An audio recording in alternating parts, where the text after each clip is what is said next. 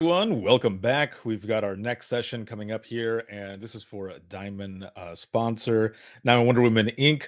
And we have got an amazing panel that is going to be coming at you. This session is No Shame in My Mom Game, but we're going to start out here with a quick video, and then we're going to jump in with everyone here to do their thing and do this panel discussion. Again, this is going to be awesome. So here we go. We're going to start out with this video here.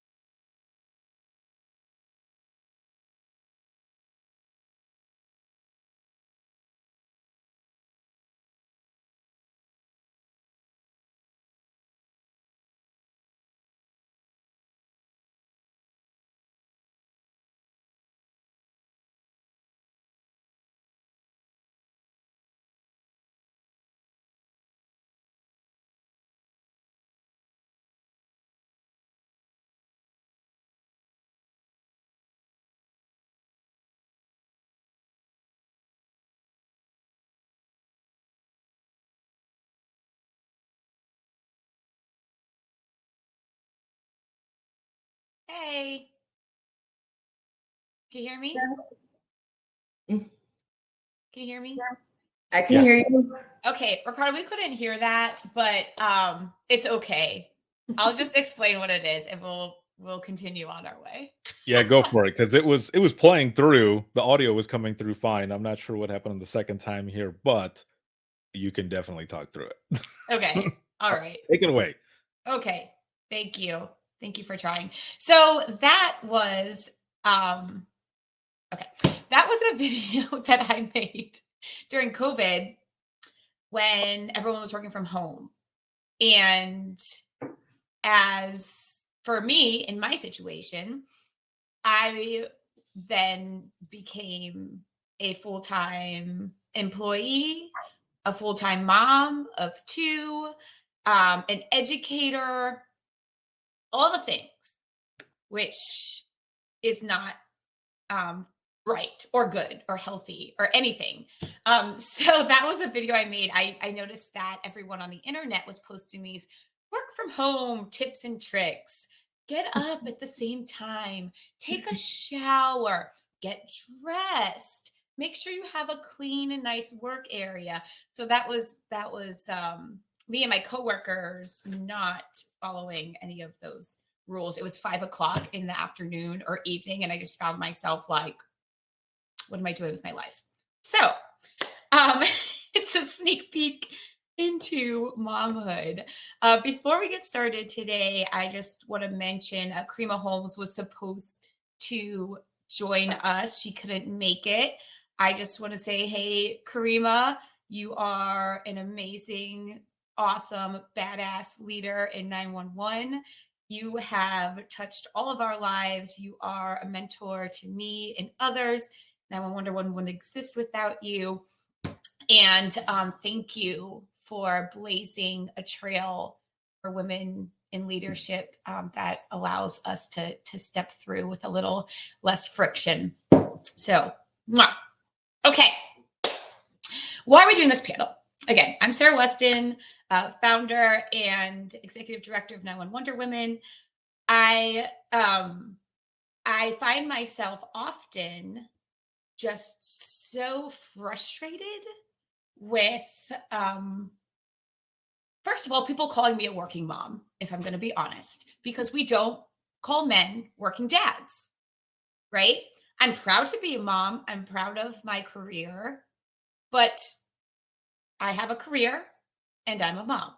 And I think language like that, that's still around, hinders what we're trying to do. Additionally, I in my original abstract for this, just to set the stage, before I had children, my name was Sarah to most people who knew me. After I had children, my name changed to Vince's mom or Anthony's mom. And that's the life I live now. But anyway, I want to take a moment and talk about the different challenges of being a mom and also having a career in 911 from different perspectives. Each one of us comes at motherhood and at 911 from a different perspective. So we're going to talk about that. I want to put it out there because I feel alone a lot. And I think it's because this isn't really talked about much. And I'll also throw a disclaimer. I know dads out there who are in the same boat as we're going to talk about it from a woman's perspective, because that's what we are and that's what we have. But I want to say, first and foremost, we're going to use the word mom. And I know it applies to a lot of dads out there too. And I want to say we should be having these conversations and we should care, even if you aren't a mom. And I'll also say that I'll throw out there for dog moms too. I know that you know what it's like to care for another living being. So I will include you in this too. But if you don't understand what it's like, we're going to give you some perspective. And we've all had this conversation, and we'll talk about this more. Before we had kids, we were different. We had different attitude towards people who had kids. And we'll dive into that as well. So I'll start off by saying, for the moms out there and the dads, if you care about being a good mom or dad, you're a good mom or dad. You're doing the best you can. And you are taking care of your children in a beautiful way. So be proud of yourself. Give yourself a pat on the back. We love you. Okay, so we're going to go around, introduce ourselves, talk about where we're coming at from motherhood. For me personally, I had my first child when I was about 31. I had already established my career. I went through years of fertility treatment to have my first baby. And that's a special kind of hell that we go through. It's also a full-time job almost. So shout out to all of you who are going through that. I had a miscarriage. Love to all of you who've been through that as well. And now I have 2 boys, 7 and 4. I'll throw it to you, Alicia. You're above me. Sure. Well, my motherhood journey is unique, just like everybody's is. My wife and I became licensed foster parents. 2016, 2017. And we had our first year, we were doing emergency placements. So we had 9 children in total that came through our home, ranging from 4 months to 17 years old. And that was an intense year. But our son came to us 4 months old during that year. And our twin daughters came to us the day before their 2nd birthday. So if you're doing the math, we went from 0 kids to 3 kids under 3 in a year. And then we said, okay, we're full. We can't, we're good right now. And so we have our 3 children, and we ended up adopting them. The girls are now 6 and my son is 5. So it was a journey. It was a journey. And then COVID happened in March of 2020, and both me and my wife were working full time. And I was working from home and traveling. She was working in an office. We had this very delicate balance to function. And the foundation of that balance was childcare. And in March of 2020 in Illinois, all the childcare centers shut down. And all of a sudden it was me and my wife and our 3 kids. I think the girls, gosh, I'm going to have to do math. I think they were 4 and our son was still like 2.5. And we were all stuck in the house together for 2 months while both of us tried to work and function.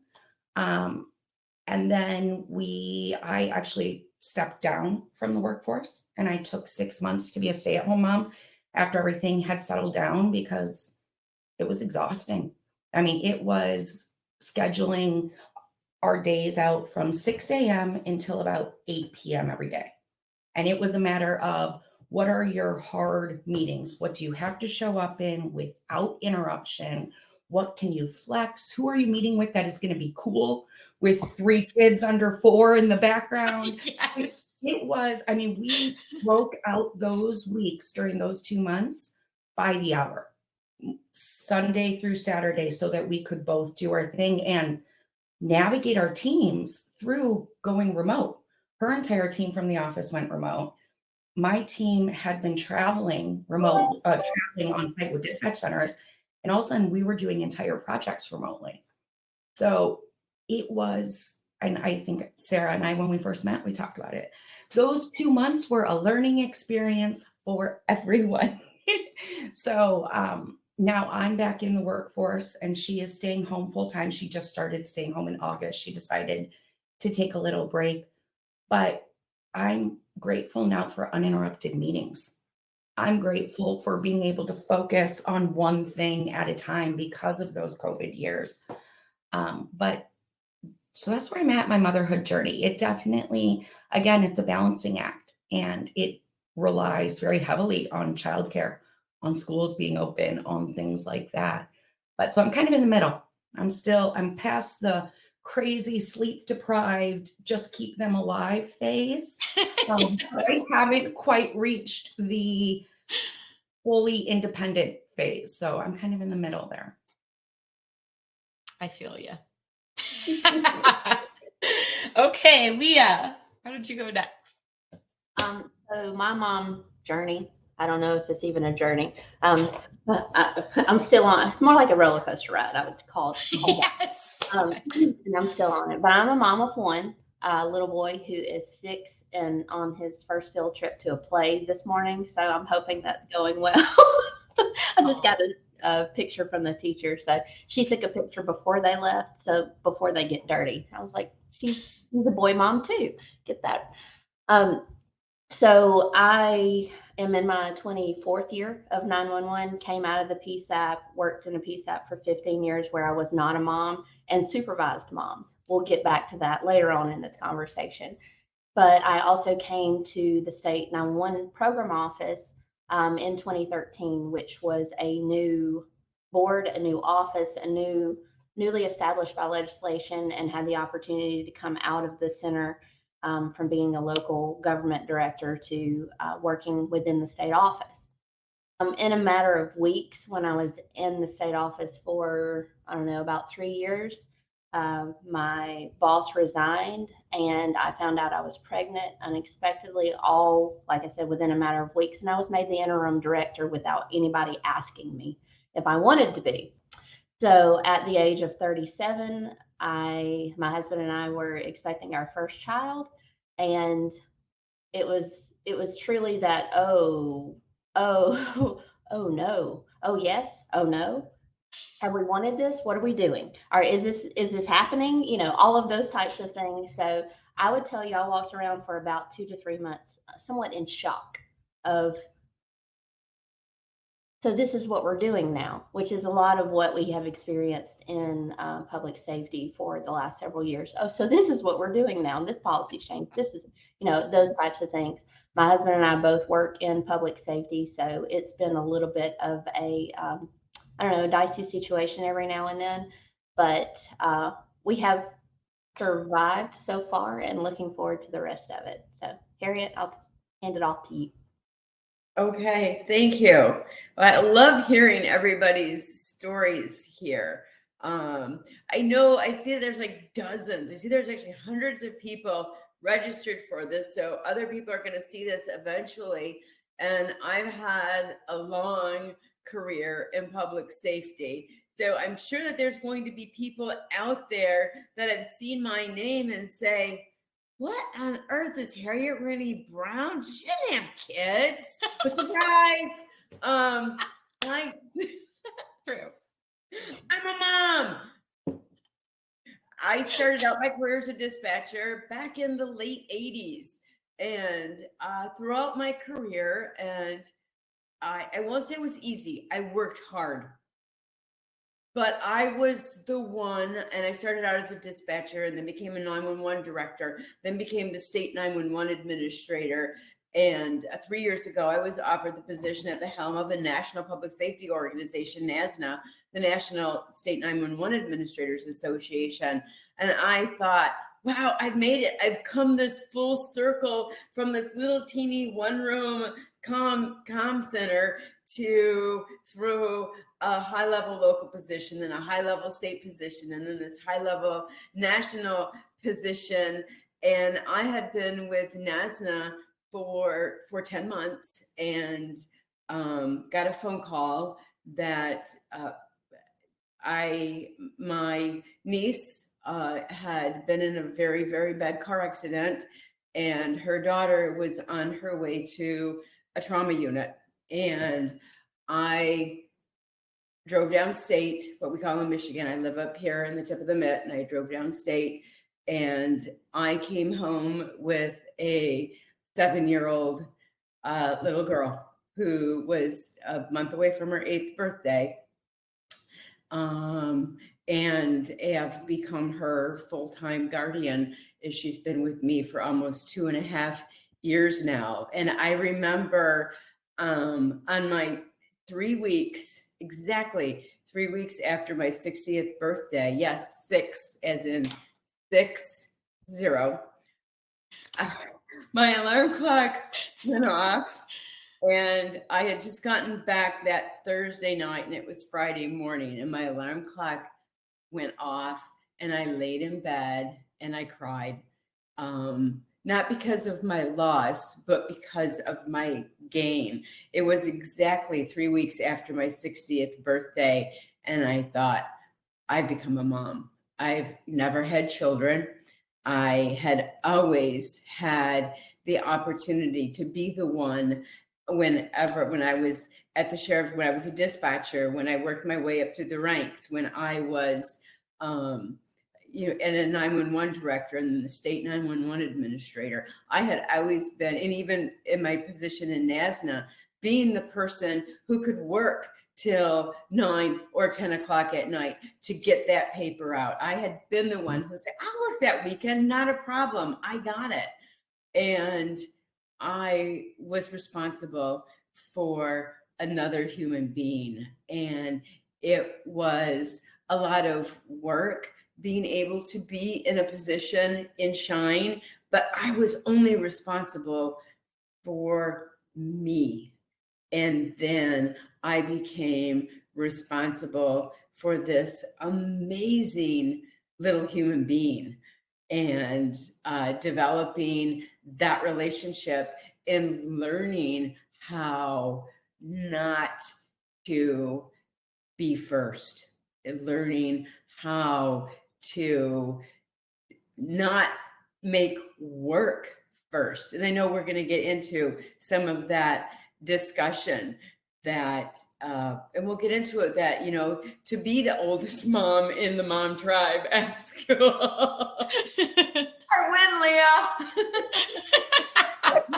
And to have these awkward situations, and where people look at me and like, no, you're, I mean, I try to maintain myself pretty well, but I also know that I'm not gonna pass for 37, Leah. I'm not gonna pass for 47. I'd like to, but and through this experience, I have learned so much about, if I could go back and do my career over again, what I would have changed. And I know I was a good boss. I know I was a good director, but I think I could have been a much better human being and understood some of the issues that I now understand and respect, and see the challenges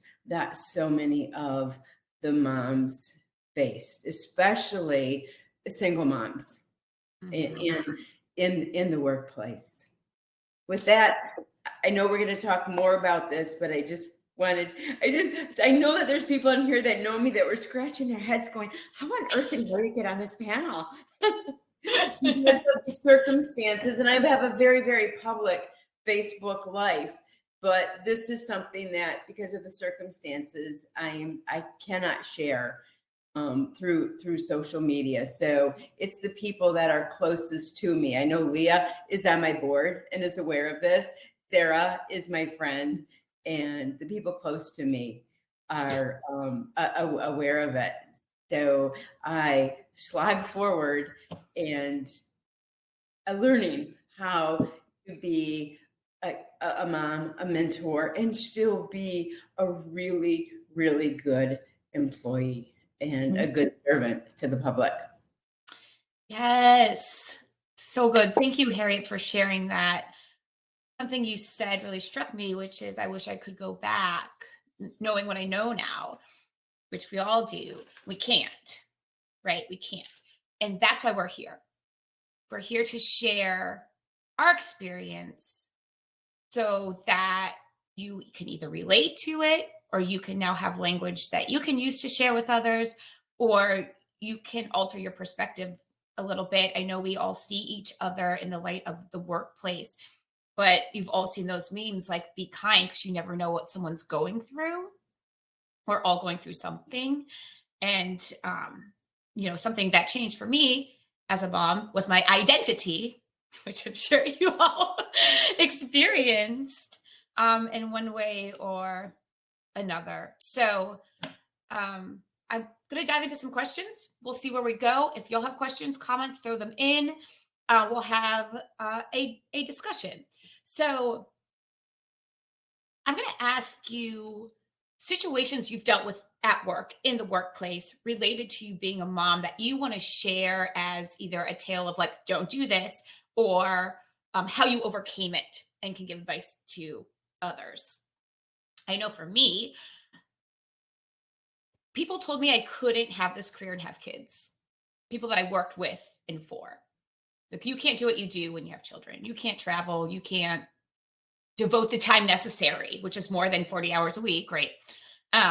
These were like my employers and people I worked with, so that I got scared and was like, oh, maybe I should put it off. Maybe I should put it off. Maybe I should put it off. So anyway, I let other people intimidate me, which I would, after having children, I'm like, I can do anything. Screw that. So that was interesting. And then also I nursed. And I nursed each one of my kids for a year, which, by the way, is equal, if not greater, to a full-time job. And I took to scheduling my flights at having layovers at airports that had facilities for nursing moms, which is very few and far in between. Atlanta was always amazing. Atlanta always had a place. So I would pick the more expensive flight to fly through Atlanta as opposed to O'Hare, where I was told to pump in a bathroom stall, which didn't have an outlet. Anyway, it was just a journey. So things like that, learning to stand up for myself and what I needed, it was something that really came from having no other choice, really. It wasn't, I don't even want to say I was standing up for myself. I didn't have another choice. I had to, but that really taught me something. Alicia, I will throw it to you. What have you overcome, or what have you dealt with? I can relate to you because I traveled extensively when my children were very young, and it usually came out to about 5 to 7 days a month. And I was going to all these different dispatch centers, and you make conversation in between trainings, out at lunch, whatnot. And when people would start talking about kids, I'd be like, oh, I have 3-year-old twins and a 2-year-old. And they'd kind of look at me like, what are you doing in Southern Idaho on a Wednesday? Like, Right. And it was always kind of a talking point, but depending on the person, depending on the situation, it could also feel like a judgment on myself. And so I had to confidently be like, my wife is supportive of my career. Like, and depending on person, depending on the conversation, I'd be like, well, I spent all day Sunday cooking meals and freezing it. So she would have easy food to do. And I'm going to hit the ground running when my flight lands so that I can pick them up at daycare. And then I'm going to take them out of the house all day Saturday because she's been alone with them all week. So it depended on the conversations. I can't imagine having to ask for accommodations for nursing in some of those areas, because just those lunch conversations felt charged. enough. So Mhm. there's definitely a stigma associated with having children, younger children, and traveling for work. And it's kind of just like you said, well, I'm doing it. Like I'm here right now. My children are alive at home, being cared for very well. Thank you very much. Let's get this job done. So I can relate to that part of it. And I wanted to say, Chris in the comments mentioned she was listening to this session from the hair salon. I have gotten my hair done. And I think if I did the math, it's like 8 or 9 states because it was 3 hours that I could do after working at a dispatch center all day, get done at 5, 6 to 9. I could go get my hair done, which I stopped doing, by the way. And Looks beautiful. it didn't take away time from my family. So I could find a salon in that area to get my hair done. And that was that prioritizing of time. It was like, I know I have this time. I know I need to get this done every 6 weeks. And you just work on prioritizing that. And people are like, how do you do it? I'm just doing it. I'm here. Let's worry about the goals that we're working on right now. That's brilliant. I feel you too. Like if I'm traveling, like I'm laser focused right there. So the first time I met Leah, I had just been hired as her consultant. And I walked into the room, introduced myself. Hey, I'm Sarah, blah, blah. Hey, can I use your office to pump over lunch? She sent me right up to her office. So I could have a place. And I knew she had just had a child, so would understand that a little bit. I assumed anyway. I assumed that. Yep. But yeah, it's like we make do. We find safety in someone or something. Yeah. And one more point to what you said, Alicia. I get asked almost every trip, where are your kids? Who's watching them? Mm-hmm. Don't do that, y'all. Like, if you wouldn't ask a man that, don't even go there. Okay. Well, and a lot of the time I'd get the question, which kind of had a double charge to it, like, how does your husband feel about you have like with small kids? And I'd be like, well, my wife is very supportive of my career. And that usually kind of ended the conversation right there. And I was like, okay, so are we going to keep talking? Yeah. All the assumptions. Go ahead, Leah. Sarah, you said something that kind of puts a fine point on a point that I want to make that I alluded to earlier of when I was in the 911 center and I was a supervisor of people and shifts and things like that. And I was not a mom. And then to turn around and then be in situations where the first time you have someone in your office that says, I need a place to pump. And you're like, here, there's a lock on this door, go, it kind of absolutely makes you sort of pivot to how you respond to things. It makes you really conscious and maybe conscientious of how you have responded to things and how you will respond to things. Because I'm going to share not just my mom story, but my birth story of when I had James. So my husband and his friend went to a concert in Kentucky. I almost went. And I was like, you know what? I'm just not feeling it. Y'all go. You have a great time. See you tomorrow, kind of thing. Well, our son decided he was going to be born while my husband was 8 hours away. And he was he was going to be born quickly. So with all that entailed, 2:30 in the morning, call a paramedic friend, call my sister. Oh, Lord, I'm having this baby like right now. Get to the hospital, have the baby within the hour, no drugs. Here we are. I had a board meeting already scheduled the following week. This was on a Monday. The board meeting was on the following Wednesday. Not the best decision I ever made, but whenever our assistant in the office sent out the announcement that surprise, she's had her baby and early. One of the board members emails back and is like, well, we expect to see you at the board meeting next week.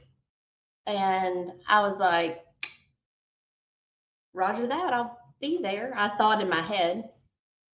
I went to that board meeting. I conducted a board meeting 10 days after I gave birth without drugs, by the way, because it was too soon. It was not my choice. But 10 days later, I sat in a boardroom and I also heard someone in the audience say she shouldn't be here. She should be at home. And it wasn't the empathetic she should be at home. It was the she shouldn't be working here. She should be at home. And that real experience there was pretty big, massive turning point for me of, you know what, we need to really think about the situations that a lot of people are in and the things that we don't know anything about. Sarah already touched on it, or maybe Alicia, I'm not sure, but the being kind because you're not sure what they're going through, or the granting of grace to yourself and others. Like, we should really embrace that. And that's one thing also being a mom has helped me do, because I was always called tough but fair in the 911 center. And I kind of wore it as a badge of honor. But now it just kind of rounds out the sharp edges a little bit of how I approach a lot of stuff in my work. So becoming a mom, especially under those circumstances, changed me in that respect. And I think so much for the better in as far as a head of an organization and that sort of thing. Yep, go ahead, Harriet. I'm gonna go from all three of you being so introspective to being very superficial. Do it. Let's go. Because you and I, last month, Sarah and I spoke on a panel about being a woman in public safety. And for those of you that know me, for years, I have worked really hard. I had done my time wearing conservative suits and low shoes and having my hair. And I had reached a point in my career where I can and do wear high heels and bright lipstick and dresses that are loud. Because she's iconic. People Iconic. know what's up here. So all of this can be what I want it to be. Mm-hmm. And I found myself a year into still doing full-time pandemic momming that I had turned into a meme. I had turned into a ponytail, no makeup, flat shoes, jeans. I still do not own sweatpants. Okay. But I was like, oh no, I've turned into ponytail, no makeup, and I don't care what they say about it in country songs. It's not a good look for me. It's not how you feel like yourself. Right. Yeah. But that was a process of I'm okay. I'm trying to think, Sarah, you've seen me with my glasses broken, my tooth broken, my flight late, coming in that I have front tooth, front. I mean, I look like you could hear banjos. And I learned the value of who I am, but I also learned the value of wanting to take care of myself also, because I'm watching this, that I heard Alicia talk about getting her hair done in different states. I've never even thought I've gotten pedicures or manicures because I've got, an hour here. Mm-hmm. But, and I'm seeing the conversation running along the stream, and that occurred. It was one of those things that occurred to me is I've been in a long-term relationship. My boyfriend and I do not live together, but we're extremely close. He's a great partner to me. But I also didn't want to be that person who didn't care about this anymore. That I still wanted to be me and who I had found that later on in my career, that those things were important to me. And yet there's only so much time in a day between your job, between making meals, packing sandwiches, doing the laundry, going to dance lessons, going to ski lessons, the tutoring, the homework. There's so much that needs to be done, and you feel like you're juggling balls, and you have to drop one, but you don't know which one to drop. And being able to say, oh, okay, I guess today's the hair and the makeup and the high heels ball the high heel, that ball's gonna sit there on the floor for a month or two. And that's a big adjustment for me. And so I live from and I love this conversation going on about self-care, because one thing that I have maintained through all of this is, for those of you that don't know me, I did amateur bodybuilding for years, and I'm very proud of the fact that I like to stay fit and consider myself, relatively athletic. Is that even on my, ponytail and no makeup days, I still work out. That if that's a ball that I will not drop, because if I don't take care of myself, nobody's gonna do that for me. Nope. I love that. That's something session we watched yesterday. Ella England talked about her time was her hour at the treadmill, and she'll drop other things to make sure that she gets that. And I think I heard someone say some balls are made of glass, some balls are made of plastic. The other night, I suffer from like horrible vertigo spells, and I'm here alone. My husband's traveling. I was having a horrible vertigo spell.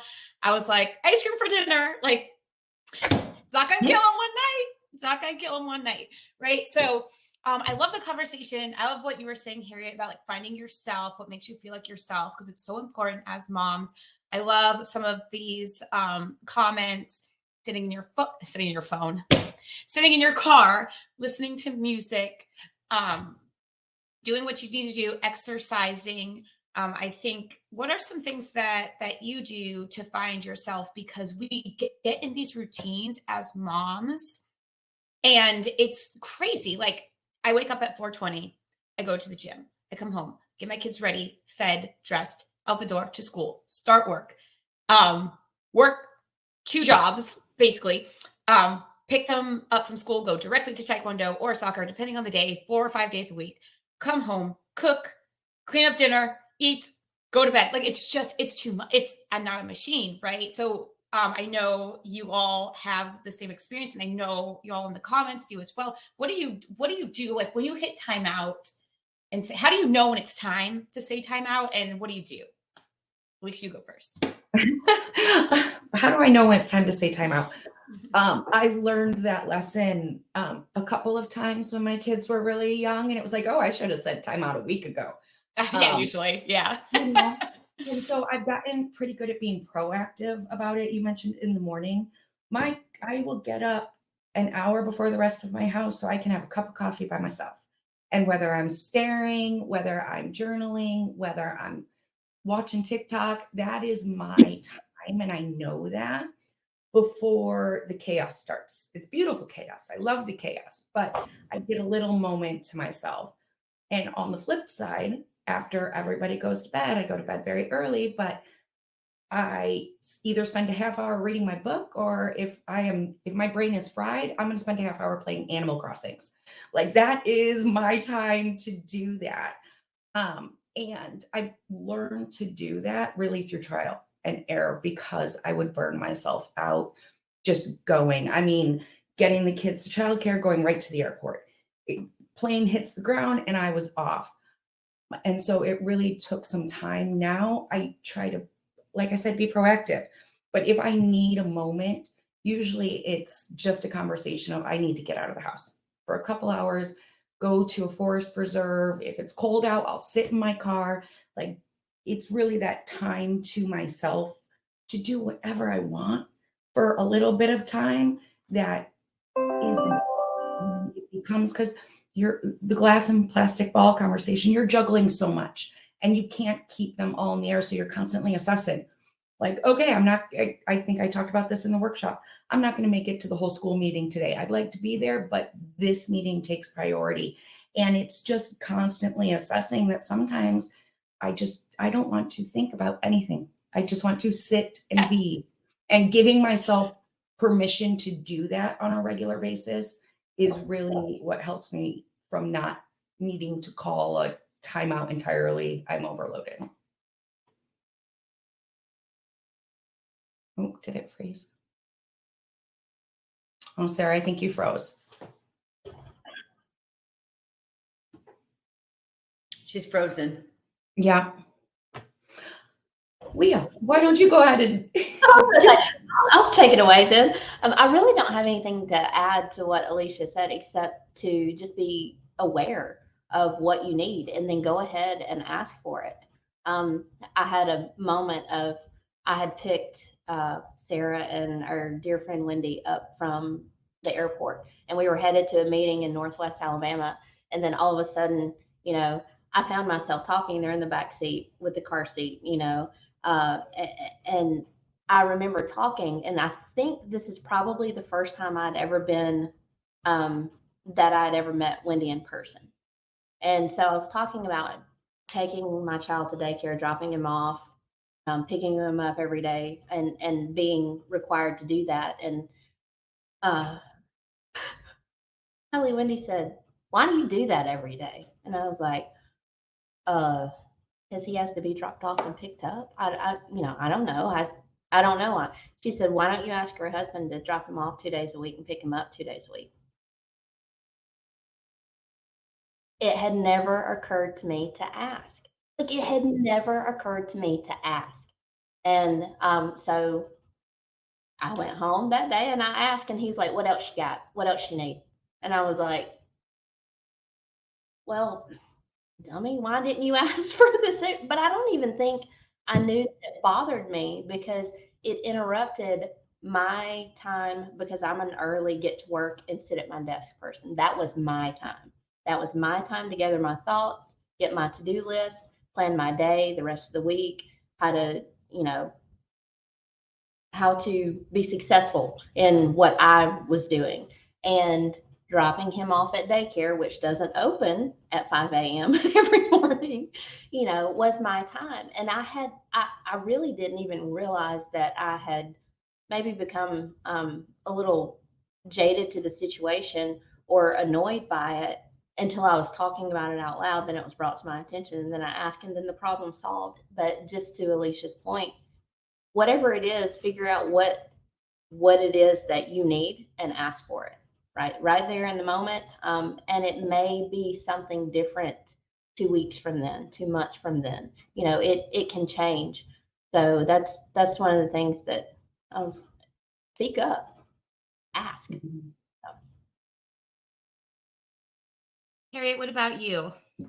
The biggest thing for me in the situation that I'm in is that I start to get really edgy, and I catch myself, because then what I find is that I haven't had time for a cup of coffee with one of my girlfriends, not another mom, but not another part of my school tribe, which they're amazing. I love every single one of them. But my best friend and I, we've known each other. We're both the same age, and we can talk about books. We can talk about politics. We can talk about those things. Time with my significant other. There will be a couple weeks ago, I asked his niece and her fiance, "Can you take Maddie for a night? Because Tim and I have not had any time alone to go out and have dinner and to be a couple and talk about our stuff, our life together." And I find that is the thing that I need to go out and seek, not just the me time, but my human time with the relationships that I've had for decades, with girlfriends who I'm very close to and my significant other, and how much I crave the conversation about a movie, or a movie that's totally inappropriate, or a book with adult language, adult themes. Yes. Talking about Gru and the Minions. That's a blast. I can't wait till the next one comes out. They're brilliant. But I also want to talk about, this deep dive into, XYZ, and so that, and I know that's happening when I start to get edgy or cranky, and it comes out in me being impatient, and that's my trigger. It's like, put your own milk away. It's like, ooh, you need to clean up time. They remind you of who you are, and sometimes we need just a little reminder. Mm-hmm. Yes.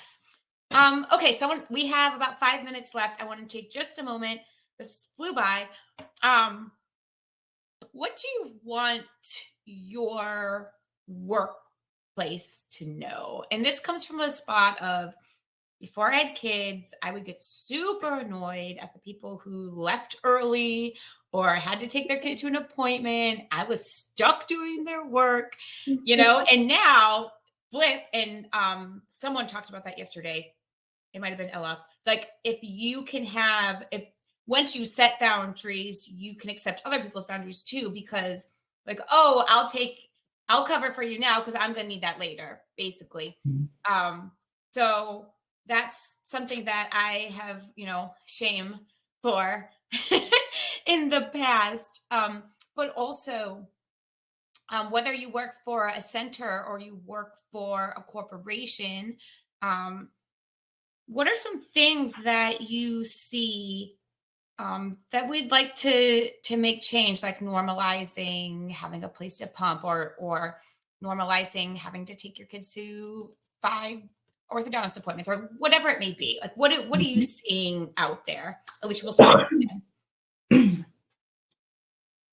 Sorry, I coughed. Did you say you want to start with me? Yes. Okay. I think it's important to recognize that us four aren't doing shift work. I think shift work has a huge negative impact on that. And it's very hard children thrive on routine, and to recognize the additional burden that shift work brings on to working parents. So when you think about it that way, and I always think about it, it's a phase of life. The phase where one of my first questions when people have babies and they come back to work, men and women, is, are they sleeping through the night yet? Because that phase of them not, you are in survival mode. You are and it doesn't just have to be a new baby. I worked with someone who his wife broke her foot and they had a special needs son. And and they didn't have a bathroom on the first floor. And he was handling everything. And when he came in, I saw that look on his face that I'm on go time all the time at home. This is my relief. And I knew that was 3 months time. And we have to recognize that these are phases in people's lives. Same with caring for an elderly parent who is terminally ill. Yes. And if we give that grace, now we have to run organizations, we have to set standards, but we don't have to do it coldly. And we can have conversations and flex where there is flexibility to accommodate those phases of life. I think prior, when you talk about lack of patience or grace with working parents, I know I have been guilty of that. Because like Harriet, I was the person who I will take the overtime. I will stay until it's done. You can email me. You can text me at any time of night. And that's part of the reason I've had the experiences that I've had. We have to acknowledge that just because they're in a phase where they can't show up like that, doesn't mean that they aren't valuable, and that they will give you years of value to your organization if you just show some grace when they're running on 4 hours of sleep. And sometimes your only goal that day is not to get fired. My goal today is not to get fired. And sometimes that feels like a goal to work for. So I think it's important that these conversations are happening so that we can humanize working parents, humanize people who have these messy, beautiful lives outside of work, but they bring value to our organizations when they're there. Yes, yes. Leah and Harry, I know you had a hard stop. So if you, I'm sorry. Good. you can, I'm no, good. that's okay. Alicia, do you guys have to go? Oh, No, No, okay. Norman. All right, go ahead. If you have to go at any point, just disappear. Okay. I wanted to tack on to what Alicia said because expectations is kind of what I drew from her. Like, let the expectation be known. And that's from a boss to an employee to the boss. That's for coworker. That's for all people involved. And also a healthy partner to expectations that are iterated and then can be met are boundaries. Boundaries. Like, no means no. I can do this then. I can do this on this timetable, or I can't do it in that way. I need this work schedule versus that work schedule. I need 2 days lead time, not 1 day lead time. I need you to bundle your questions into a 15-minute segment and book my time versus come to me every time you have a question. Those sorts of things. But in my mind and in my experience, where I've always been a yes, I'll do it. Yeah, yes. I'll take that shift. I'll finish that report. I'll proofread that. I'll do this. And I mean, I'm guilty. I worked from home yesterday because I had a sick little one. And so I started emails at 6 o'clock last night, or 6 o'clock yesterday morning. And I don't know how late it was when I sent my last one last night, but it was well after the 5 p.m. hour. So that's one thing that I would encourage us to do from a true traditionalist, okay? Because I love structure and I like things to kind of fit into a nice box.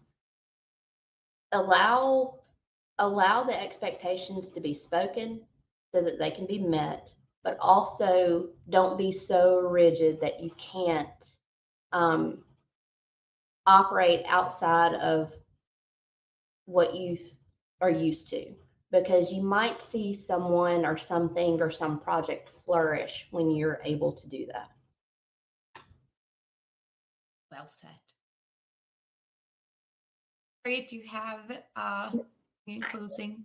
Listen, I loved what everyone had to say, what Alicia and Leah had to say, because if I could go back, I would be more understanding about, when you've got phones, and radios to cover, that's what you're thinking about. And when that mom says, oh, I can't come in today because my kid is sick, and you're thinking, why can't your husband do it? Or, why don't you have a backup plan?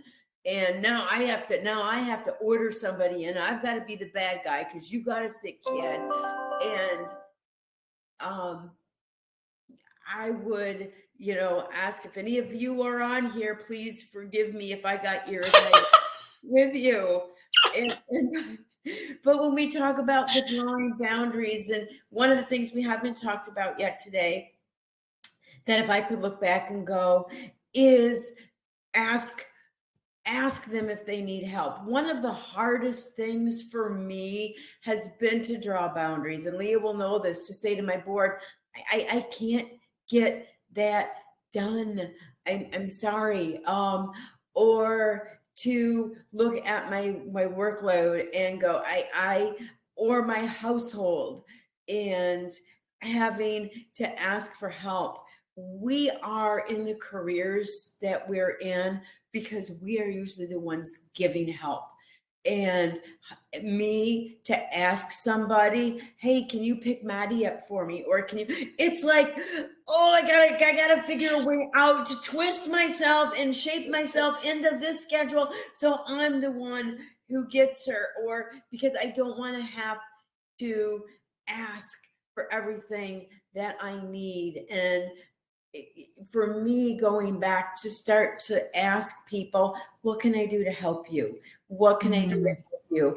Because it is so hard for us in these situations to ask for assistance. And we are so used to being a transformer, going and turning into Wonder Woman, and then turning back into Superman, and then turning back into whatever we're supposed to, whatever we expect from ourselves. And we have the highest expectations of ourselves. Yes. Everybody. So for those of you who aren't in in a situation like this, offer. If you see somebody struggling, they probably are. And I realize that when I have to say to my board, I've got this, or I'm not going to be available that day, or not, I'm not usually out there having fun, eating bonbons, done. I'm at a school program. I'm doing something. I'm at a doctor's appointment, or I've got like Leah said, you've got a sick kid. Me sitting in the waiting room at the pediatrician's for hours, not having fun. I'm at my iPhone answering emails.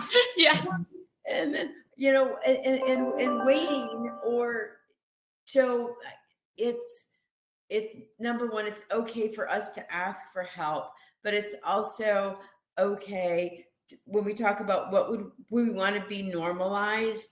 If you see somebody who you think might be struggling, they probably are. And I've heard the word grace a number of times. And even if it's just being kind, cutting them some slack, and telling them that somebody told me the other day that I'm doing an amazing job, and I started to cry.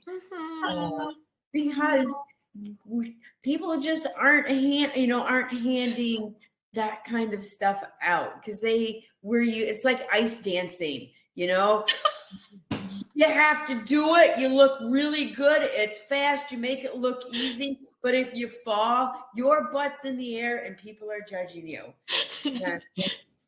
There's no participation trophy for being a parent. I'll take one. I would take one. I wanted to add. No, that's great. Harriet, you said to me the other day, sometimes we can't articulate what we need to the proper person. And asking someone, what can I do to help you is huge. I think you were saying to your partner, I don't know what to tell you to help me with, so them just coming to you and saying, what can I do to help you is great. If you can do that for someone, that's awesome. I think we've talked about that in terms of mental health. Like, it's hard to ask for help for yourself, but if you're kind of like on the other side of that, asking people, like approaching people and say, I can see you need some help. How can I help you? Is a huge, huge thing in the center and in life, really. And, I want to kind of end with this thing that women do. And I don't know if men do this too or not, because I'm not a man, but thinking we can have it all. We can have the career, and we're on the PTA, and then perfect parent, and arts and crafts. Oh my God, arts and crafts. Bane of my existence. Legos.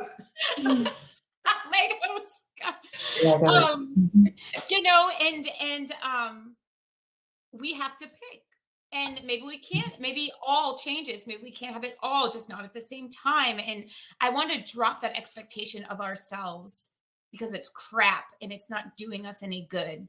In fact, it's hurting us. And I want to end on a story. If you've been on a work call with me in any capacity, you've probably heard my kids in the background. And the other day I was on a committee call, driving down the road. They're in speaker, because I can't push the times that I have them in the car, picking them up from school or whatever in the evening. And just having a conversation, and my 7-year-old out of nowhere goes, "These nuts." And 4-year-old Anthony goes, "Oh, these nuts." And I'm just like, oh. Where did you hear that? And why did you say it in front? And like, the lovely people on the phone all muted before they laughed, which I appreciate, Julie. But So this happens. And Sarah, I want to share this because I saw this story during COVID when I was surrounded by children and having committee calls and Zoom calls. And it happened to Tammy Duxworth. If you know who that is, she is an Illinois senator. And during COVID, when they all got sent home, she's on the call with like the vice president and like federal representation of our country. And she forgot to hit mute. And she said, honey, go potty, make sure to flush the toilet and wash your hands. I'll be here in a minute. And like the entire federal government heard her say that. Humans raising other humans. So poop. Yeah. Yeah. And so I always hold on to that when those things happen to me. I was like, if it can happen to a senator, it can happen to me and it's okay. Like that's a great story. I love that. Okay. Anything else in closing before we go? Thank you all for thank you, Ricardo, for allowing us to do this. And I think it's important. And I hope you got a tidbit out of it, whether you're a parent or not. And we thank you. Thank you to these awesome panelists for your time too. Thank you so much for inviting me, Sarah. Thank you. Okay. We're done for now. We'll do another panel on 911 Wonder Woman about the same thing. It'll be 8 hours. So get ready. I mean, with everything that was said, I mean, you might be able to do an 8-hour one, but there's so much. It's just a wealth of information, and all of you here doing this. And I mean, I'm watching the comments and everything. I mean, so sometimes there are comments that are just a line or two or just a reaction or whatever. Almost every comment in here was like a huge paragraph, and but in a good way, because everyone is networking and talking and going back and forth and learning from each other, and this was great. Thank you, all of you, for being here and for doing this. And when you do this again on 911 Wonder Woman, wherever you do it, workshop, wherever, I'm gonna be there too, because this was good stuff for everyone. Thank you. Thanks, y'all. So for this the next sessions that are going to be coming up, these are going to be the sponsors. So the gold sponsor speakers are going to be coming up. There's going to be 3 different sessions that you can choose from in the upper left-hand corner. Make sure that you click on schedule and then find which session that you want to go and enjoy. We've got Rapid SOS, Doug Showalter from Showalter and Company, and as well as speakers from the IAED. Now, I will say right off the bat, Joe Serio was supposed to be doing his sessions as well.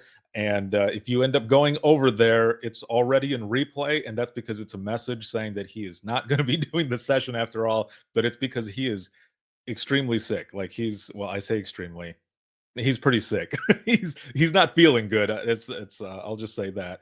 And what we're going to do is we're going to record the sessions and put them in there. So don't worry, those sessions will be there. But we will see you all in the next one. I will not be bringing the audience. You get to choose. You go and do your thing. And we'll see you all in the next one. Ladies, thank you all very, very much. I appreciate it.